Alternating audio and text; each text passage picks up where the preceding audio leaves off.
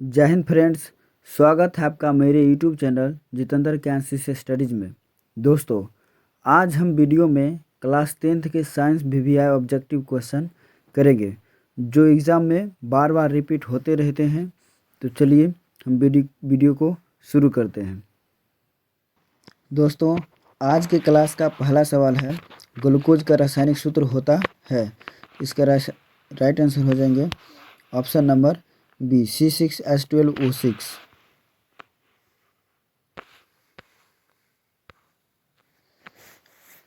अगला सवाल है, प्राकृतिक गैस CH4 का दहन होता है। तो इसका राइट आंसर हो जाएगा ऑप्शन नंबर ए ऑक्सीकरण।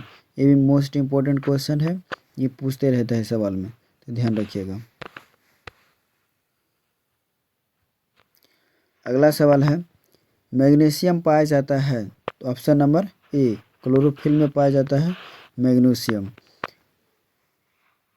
और ये भी मोस्ट इम्पोर्टेंट सवाल है, बार बार रिपीट होते रहता है ये सवाल।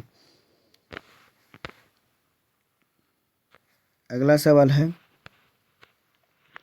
निम्नलिखित में से किस कोशिका का ऊर्जा मुद्रा के रूप में जाना जाता है। तो इसका राइट आंसर हो जाएगा ऑप्शन नंबर बी ATP हो जाएगा।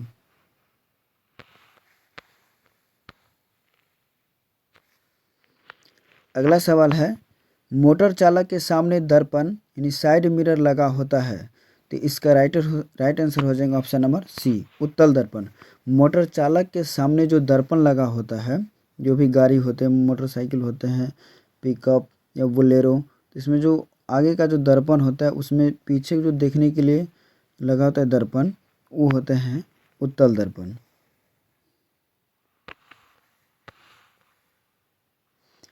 अगला सवाल है, गोलीय दर्पण की फोकस दूरी उसकी वक्रता त्रिज्या की क्या होती है। तो उसकी होती है आधी। Option number is the right answer. यानी कि एफ जो होता है F बराबर R/2 होते हैं। नहीं, ये होते हैं F होते हैं फोकस दूरी और R होता है वक्रता त्रिज्या। तो ये आधी होती है, क्योंकि R बराबर जो हो जाएंगे 2F फोकस दूरी के दुगुनी होती है।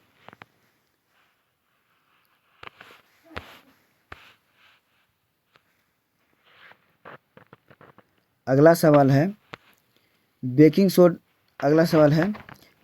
सोडा का रासायनिक सूत्र है। तो sodium bicarbonate. Option number A NaHCO3।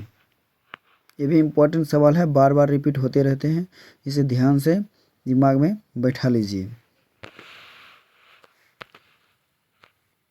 अगला सवाल है, नीला थोथा का रासायनिक सूत्र क्या है।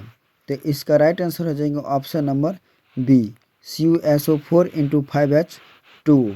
और इसे जो होता है नीला थोथा को हम जो है इसको नीला कशिश या फिर तुतिया के नाम से भी जाना जाता है। नीला थोथा को तुतिया भी कहा जाता है। तुतिया फेमस क्वेश्चन है, पूछते रहता है सवाल, ध्यान रखिएगा। अगला सवाल है, निम्नलिखित में से कौन सा एक अम्ल है। तो इसका राइट आंसर हो जाएगा ऑप्शन नंबर डी HNO3। जिसमें ध्यान रखिएगा, अगर कभी भी यदि पूछे कि इनमें से कौन सा अम्ल है, ऑप्शन दिया रहेगा, तो जिसमें H लगा रहेगा वो क्या हो जाता है, वो अम्ल हो जाता है। हाइड्रोजन इसमें लगा है तो क्या हो गया, अम्ल हो गए। ये चीज़ ध्यान रखना है। अगला सवाल है, यकृत में निम्न में से कौन सा रस निकलता है। यकृत में से कौन सा रस निकलता है। तो ऑप्शन नंबर इसका सी हो जाएंगे, पीत रस इससे निकलता है।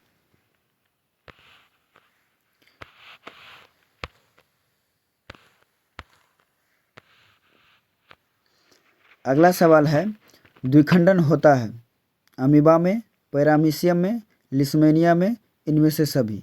इसके राइट आंसर हो जाएंगे ऑप्शन नंबर डी इनमें से सभी होता है।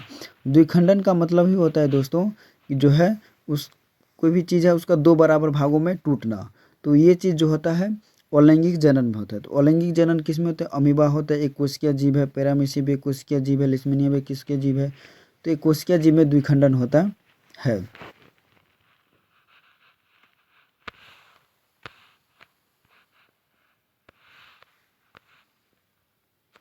अगला सवाल है दोस्तों, पत्तियों में गैसों का आदान प्रदान कहाँ होता है। तो पत्तियों में जो गैसों का आदान प्रदान किसमें होता है, रंध्र में होता है। Option number B is the right answer, ये ध्यान रखना है। अगला सवाल है, आहार नाल का सबसे लंबा भाग है, तो इसका राइट आंसर हो जाएंगे ऑप्शन नंबर बी, छोटी आंत हो जाएंगे। दोस्तों, यदि यह वीडियो आपको पसंद आया हो या फिर यह जो वीडियो इसका कंटेंट अच्छा लग रहा हो, यदि आपको हेल्पफुल लग रहा हो, तो मेरे इस वीडियो को लाइक करें और मेरे जितेंद्र कैंसिस स्टडी चैनल को सब्सक्राइब कर लें, ताकि मेरे प्रत्येक वीडियो का नोटिफिकेशन आप तक पहुंच सके और ऐसे ही इन्फॉर्मेटिव वीडियो और एजुकेशन वीडियो आपको मिलते रहेंगे। एक उत्तल दर्पण में बना प्रतिबिंब हमेशा होगा। एक उत्तल दर्पण में हर हमेशा जो प्रतिबिंब बनते हैं वो काल्पनिक और छोटा बनता है। Option number B is the right answer. अब ये उत्तल दर्पण बनता है। अगला सवाल है, मानव नेत्र जिस भाग पर किसी वस्तु का प्रतिबिंब बनाते हुआ है, इसका राइट आंसर हो जाएंगे ऑप्शन नंबर डी, दृष्टि पटल हो जाएंगे, नहीं रेटिना होता है।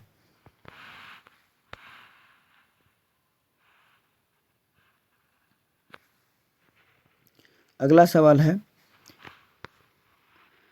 निकट दृष्टि दोष का निवारण किस लेंस द्वारा किया जाता है? इसका जो निवारण होते हैं अवतल लेंस द्वारा किया जाता है। इसमें वस्तु का प्रतिबिंब जो होता है रेटिना पे ना बन करके रेटिना के सामने बनता है।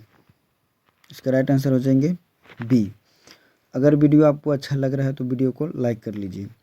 अगला सवाल है, समान दृष्टि के लिए दर्शन की अल्पतम दूरी होती है लगभग, ये होते हैं 25 सेंटीमीटर। ऑप्शन नंबर सी, यानी कि आँख और जब हम किसी वस्तु को देखते हैं तो वस्तु और आँख के बीच की जो होता है स्पष्ट देखने के लिए कम से कम 25 सेंटीमीटर चाहिए। यदि हम उससे और भी नज़दीक यदि हम देखेंगे तो जो है वो वस्तु धुंधला दिखाई पड़ता है। और अधिकतम दूरी कितना होगा किसी वस्तु को देखने के लिए, तो अनंत होता है। ठीक है, ये भी इम्पोर्टेंट क्वेश्चन है, बार बार पूछा ही जाता है ये सवाल, इस चीज़ को ध्यान रखिएगा।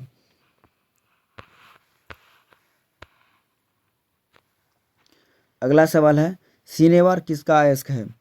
तो इसका राइट आंसर हो जाएगा ऑप्शन नंबर बी, पारा का अयस्क है। और पारा ऐसा धातु है जो कमरे के तापमान पर द्रवस्था में पाया जाता है, ये एकमात्र धातु है।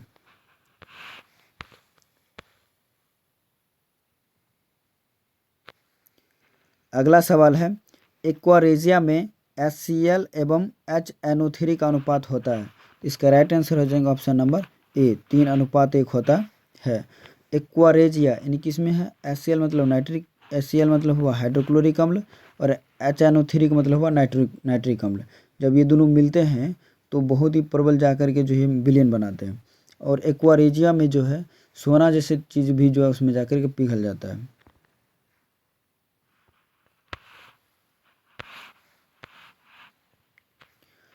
अगला सवाल है दोस्तों, तांबा और जिंक के मिश्र धातु को क्या कहते हैं? तो इसका राइट आंसर हो जाएगा ऑप्शन नंबर ए, पीतल। उसको पीतल कहते हैं। तांबा और जिंक के मिश्र धातु को पीतल कहा जाता है।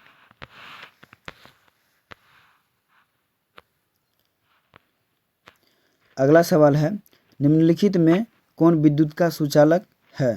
तो इसका राइट आंसर हो जाएगा ऑप्शन नंबर डी।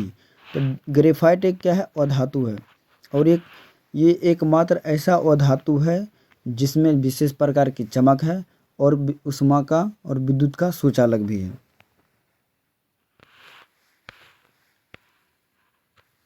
अगला सवाल है, निम्नलिखित में से किस धातु को केरोसिन में डुबोकर रखा जाता है?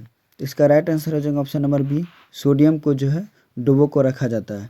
और इतना ही नहीं, सोडियम को चाकू से आसानी से काटा भी जा सकता है, ऐसा धातु है। वेरी वेरी इंपॉर्टेंट क्वेश्चन है, पूछते रहता है, इसे याद कर लीजिएगा।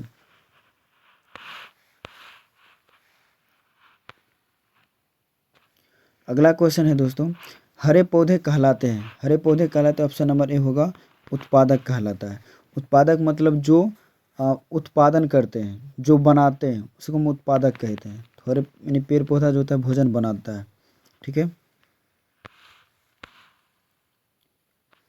अगला सवाल है, मस्तिष्क उत्तरदायी है सोचने के लिए, हृदय स्पंदन के लिए, शरीर का संतुलन बनाने के लिए, इनमें से सभी। तो इसका राइट आंसर हो जाएंगे इनमें से सभी। यानी कि मस्तिष्क जो होता है उत्तरदायी होता है, इसका काम होता है सोचने के लिए भी होते हैं। हृदय जो है स्पंदन जो है धड़कते रहता है, इसका भी काम होता है।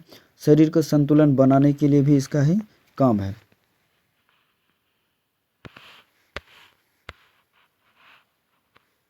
अगला सवाल है दोस्तों, प्रकृति में ऑक्सीजन का संतुलन कैसे बना रहता है? तो इसका राइट आंसर हो जाएगा ऑप्शन नंबर बी, प्रकाश संश्लेषण द्वारा बना रहता है। अगला सवाल देखते हैं, रक्त में आयरन की कमी से होने वाला रोग कौन सा होगा? Anaemia. Option number C is the right answer, anaemia होता है।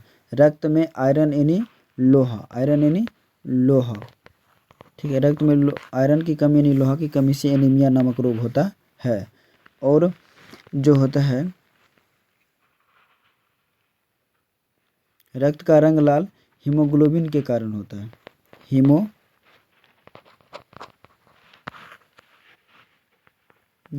के कारण। ये भी पूछा जाता है सवाल में कि रक्त का रंग किस वर्ण के कारण होता है, किसके कारण होता है? हीमोग्लोबिन के कारण। अगला सवाल देखते हैं,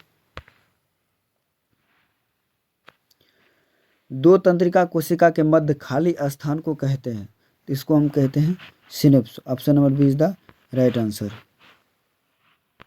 ये भी सवाल बार बार पूछा जाता है, ध्यान रखिएगा।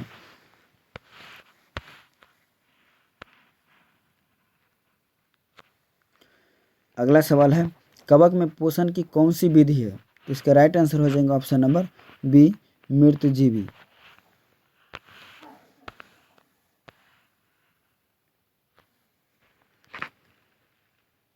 अगला सवाल है, फूल में नर जनन अंग होता है, इसका राइट आंसर हो जाएगा ऑप्शन नंबर ए, फूल में नर जनन जो होता है, नर प्रजनन अंग जो होते हैं वो होते हैं पुंकेसर। ध्यान रखिएगा, ये भी वेरी वेरी इंपॉर्टेंट क्वेश्चन है, ये पूछता है लगभग में।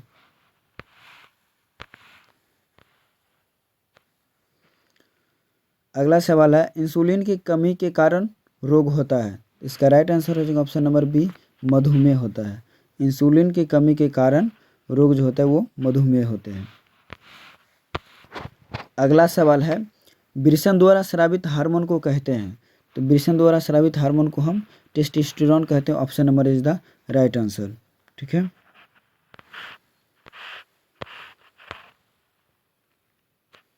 अगला सवाल है, एक कूलम्ब आवेश में कितना इलेक्ट्रॉन होता है? तो इसका राइट आंसर हो जाएगा ऑप्शन नंबर बी, 6.25 गुना 10⁻18 इलेक्ट्रॉन होता है। दोस्तों, यदि यह वीडियो आपको हेल्पफुल लग रहा हो तो वीडियो को लाइक कर लीजिए और मेरे इस यूट्यूब चैनल जितेंद्र कैंसिस स्टडीज़ को सब्सक्राइब कर लीजिए, ताकि आपको ऐसे ही अमेजिंग क्वेश्चन आंसर आपको मिलते रहे और वीडियो मिलते रहेगा आपको।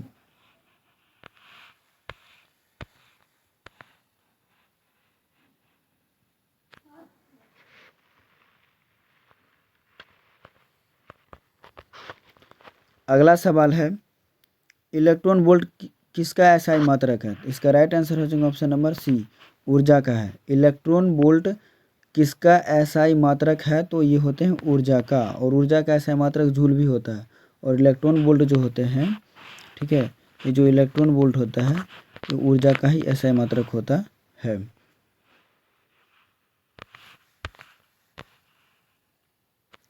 अगला सवाल है, किलोवाट घंटा किसके बराबर है?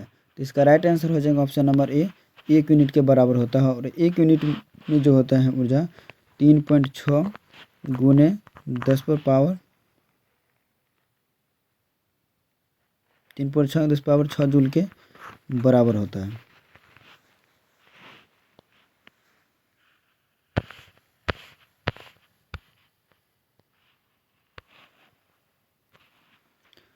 अगला सवाल है, प्राकृतिक चुंबक बना होता है, तो प्राकृतिक चुंबक जो होते हैं फेरिक ऑक्साइड से बना होता है। Option number C. और यहाँ पे ध्यान देते हैं, कृत्रिम चुंबक दो तरह के होते हैं, एक होते हैं अस्थायी चुंबक, एक होते हैं अस्थायी चुंबक। तो अस्थायी चुंबक जो होता है वो नरम लोहा का बना होता है, और अस्थायी चुंबक जो होते हैं वो इस्पात का बना होता है। अस्थायी चुंबक इस्पात का बना होता है, इस बात को ध्यान रखना है, ये वेरी वेरी इंपॉर्टेंट क्वेश्चन है।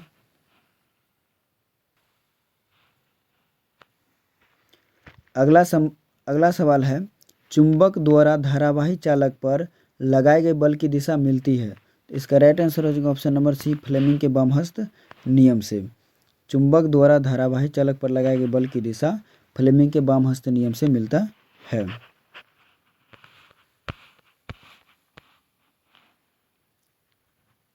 अगला सवाल है दोस्तों, बेंजीन का अणुसूत्र है, तो इसका राइट आंसर है ऑप्शन नंबर डी C6H6, जो कि बेहतरीन सवाल है, पूछता ही रहता है।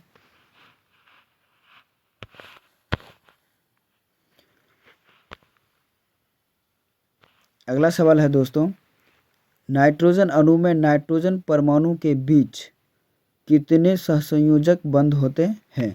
तो इसका राइट आंसर हो जाएगा ऑप्शन नंबर सी 3 होता है। N2 अणु में नाइट्रोजन परमाणु के बीच कितने सहसंयोजक बंध होते हैं? तो इसका राइट आंसर हो जाएंगे 3।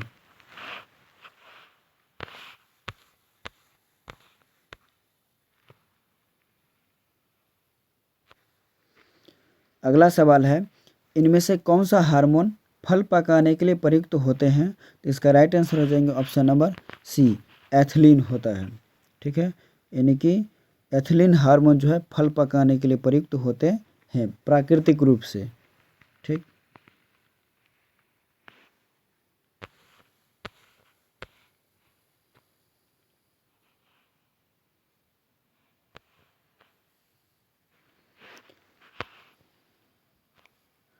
अगला सवाल है, एकलिंगी पुष्प का उदाहरण है, तो इसका राइट आंसर हो जाएगा ऑप्शन नंबर ए पपीता हो जाएगा। ठीक है, और ये वेरी वेरी इंपॉर्टेंट क्वेश्चन है, ये भी पूछते रहते हैं सवाल में। एकलिंगी पुष्प का उदाहरण है, तो ये हो जाएगा पपीता।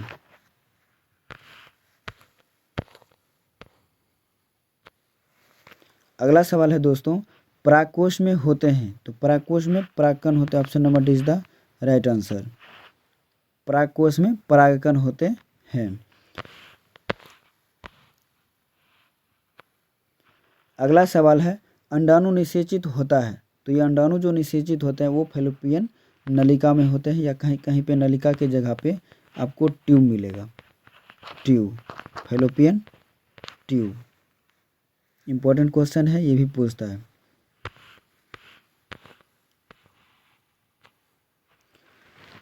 बोर्ड एग्जाम के लिए एकदम बेहतरीन क्वेश्चन है ये सब, एकदम दिमाग में बढ़िया से इसको छाप लीजिए, अच्छा से समझ लीजिए। ठीक है, अगला सवाल है, शुक्राणु का निर्माण होता है, तो ये होते हैं वृषण, option number is the right answer.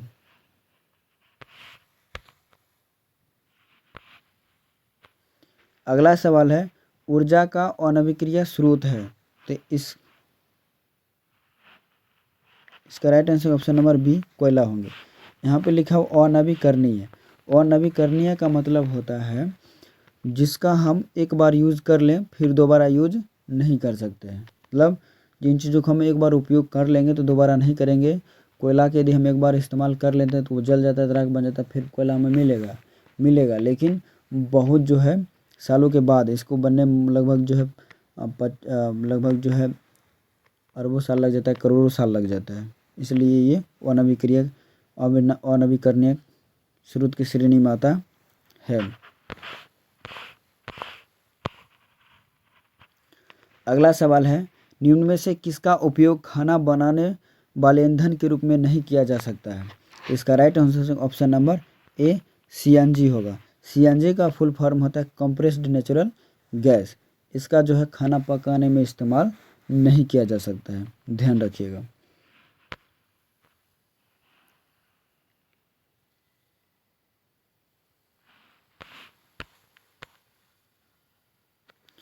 अगला सवाल है, निम्न में से कौन सा जैव मात्रा स्रोत का उदाहरण नहीं है? तो इसका राइट आंसर हो जाएगा ऑप्शन नंबर सी नाभिक या ऊर्जा। ये जैव मात्रा स्रोत का उदाहरण नहीं है। जैव मतलब जो लकड़ी उकड़ी होता है प्राकृतिक रूप से जो चीज़ है वो चीज़। लकड़ी भी आपका जैव मात्रा होता है, गोबर गैस भी जैव मात्रा होता है, कोयला भी जैव भी होते हैं, लेकिन नाभिक या उदाहरण जैव मात्रा नहीं होता है, जैव मात्रा के स्रोत नहीं होते हैं। अगला देखते हैं, इम्पोर्टेंट क्वेश्चन है भी। अगला सवाल है दोस्तों, सोलर कुकर में प्रयुक्त बर्तन प्राय निम्न में से किस रंग से पेंटेड होते हैं? तो इसका right answer option number B काला होता है। काला इसलिए होता है क्योंकि यह जो होता है सूर्य के प्रकाश को जो है काला रंग अवशोषित करता है।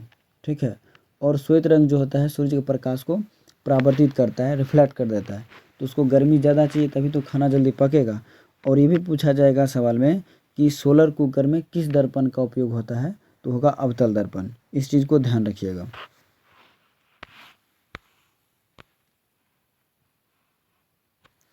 अगला सवाल है, पुष्पी पौधों में लैंगिक जनन किसके द्वारा होता है?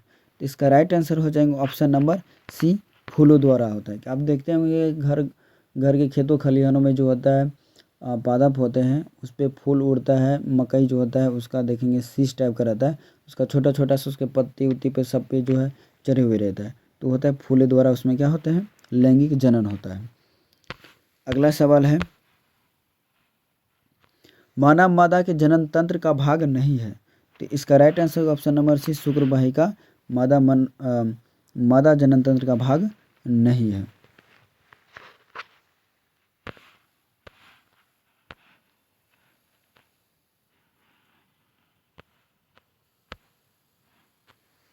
अगला सवाल है, उड़हुल किस प्रकार का फूल है? तो उड़हुल जो है वो एक द्विलिंगी, option number is the right answer. ठीक है दोस्तों, यदि यह वीडियो आपको अच्छा लग रहा हो तो इस वीडियो को लाइक कर लीजिए और जितेंद्र के एनसीसी स्टडीज़ मेरे इस चैनल को सब्सक्राइब कर लीजिए, ताकि इस तरह की वीडियो आपको मिलते रहे। ठीक है, और आप चाहते हैं इसका PDF पाना, इस क्वेश्चन को चाहते हैं आप लेना, तो फ्री ऑफ कॉस्ट लगेगा, कोई रुपया इसका नहीं लगता है। बस मेरे टेलीग्राम चैनल पर जा कर के जो है जितेंद्र के एनसीसी स्टडीज सर्च करिएगा, उस पर आ जाएंगे, उस पर आप free of cost PDF download कर सकते हैं।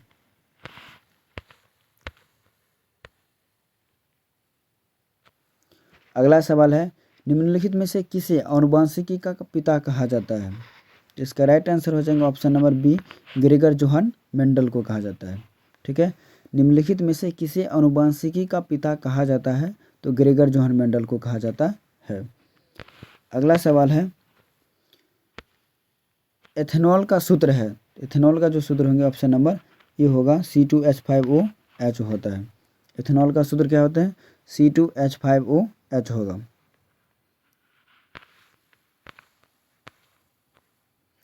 अगला सवाल है, कार्बन की संयोजकता होती है। तो कार्बन की जो संयोजकता होती है ऑप्शन नंबर डी 4 होते हैं, यानी कि कार्बन की संयोजकता कितना होता है?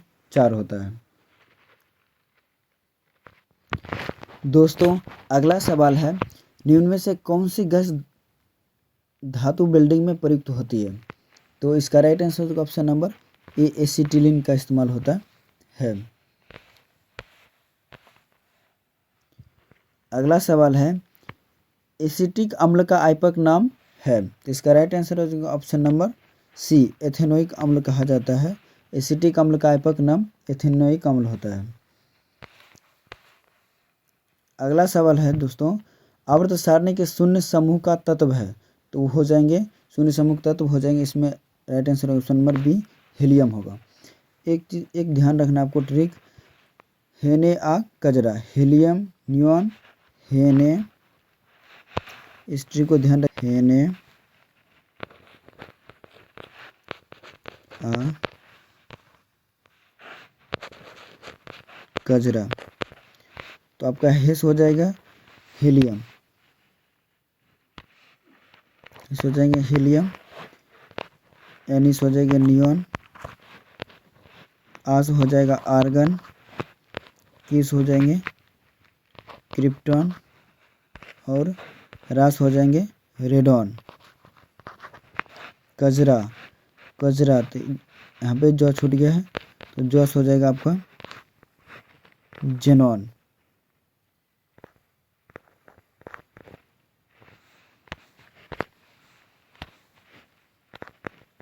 जेनॉन हो जाएगा। तो ये चीज़ आपको हेल्पफुल रहेंगे। इनमें से जो है आवर्त सारणी में पूछा जाएगा कि शून्य समूह के तत्व हैं, तो ये सबों के सबू होते हैं हीलियम नियॉन और helium neon organ krypton xenon radon, ये सभी के सभी क्या हैं? ये शून्य आवर्त सारणी के शून्य समूह के तत्व हैं। ठीक है, ये ध्यान रखिएगा, इंपॉर्टेंट क्वेश्चन ये पूछता है। अगला सवाल है, आधुनिक आवर्त नियम के अनुसार तत्वों के गुणधर्म किसके आवर्त फलन होते हैं? तो इसका right answer option number C, परमाणु संख्या का आवर्त फलन होते हैं। और परमाणु संख्या का आवर्त फलन जो होता है किन्होंने कहे? ये लेवोजियर, ये जो मोजले कहे थे। कौन कहे थे? मोजले कहे थे। अगला सवाल है, परमाणु के तीसरे कोष में अधिक से अधिक कितने इलेक्ट्रॉन रह सकते हैं? तो इसका right answer option number D. तो इस तरह से होता है परमाणु का कोष, कुछ इस प्रकार से हम आपको बता रहे हैं।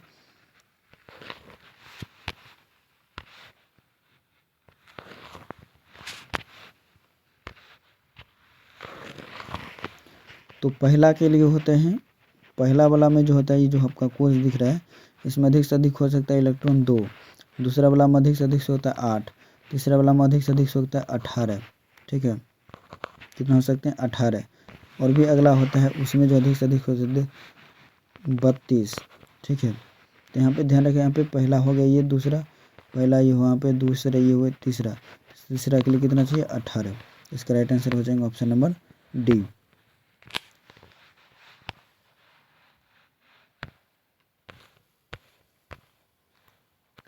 अगला सवाल है आधुनिक आवर्त सारणी में कितने आवर्त हैं? इसका राइट आंसर हो जाएंगे ऑप्शन नंबर ए हो जाएंगे 7 हो जाएगा।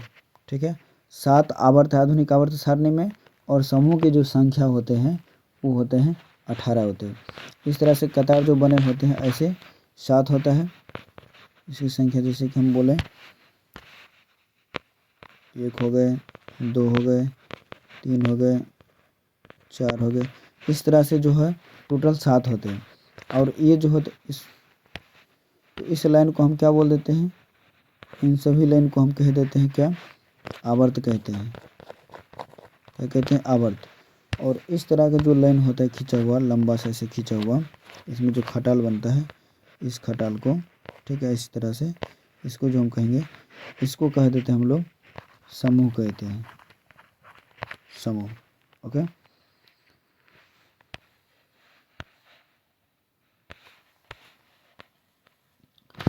आज के क्लास का लास्ट क्वेश्चन है किस धातु से नाभिकीय ऊर्जा प्राप्त की जाती है?